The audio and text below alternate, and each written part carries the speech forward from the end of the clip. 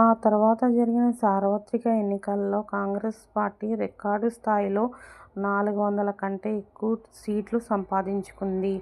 భారతదేశంలో computer, telecom రంగాల అభివృద్ధికి రాజీవ్ గాంధీ పునాది వేశారు. అందుకే ఆయనను భారత ఐటీ పితామహుడుగా పిలుస్తారు.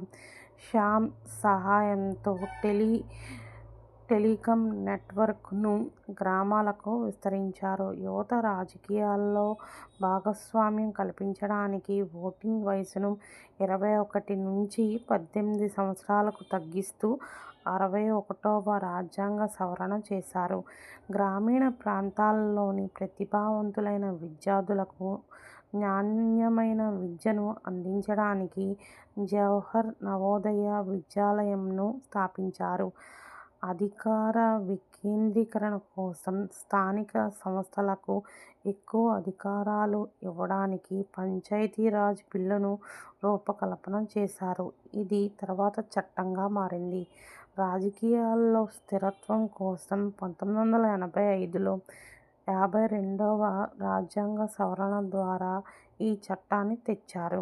స్వీడన్కు చెందిన ఒక సంస్థ నుంచి గన్స్ను కొనుగోలు చేశారని, అవినీతి జరిగిందనే ఆరోపణ ఆయన ప్రభుత్వం ప్రతిష్టను దెబ్బతీసింది. శ్రీలంకలోని ఎల్టీటీఈ ఉగ్రవాదులను అణిచివేయడానికి, అక్కడ శాంతిభద్రతల కోసం భారత శాంతి పరిరక్షణ దళాన్ని పంపడం వివాదాస్పదమైంది. ఇది తమిళ తీవ్రవాదులలో ఆయనపై తీవ్ర వ్యతిరేకతను పెంచింది.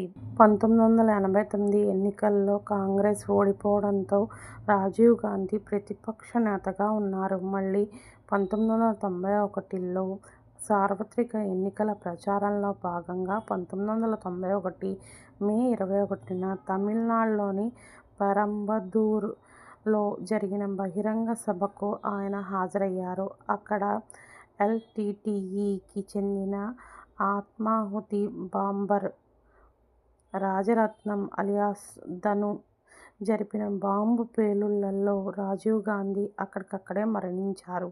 భారతదేశానికి ఆయన చేసిన సేవలకు గాను 1991లో దేశం అత్యున్నత పురస్కారమైన భారతరత్నను మరణానంతరం ప్రకటించారు. అలాగే ఆయన వర్ధంతి అయిన మే 21ని ఉగ్రవాద వ్యతిరేక దినోత్సవంగా పాటిస్తారు.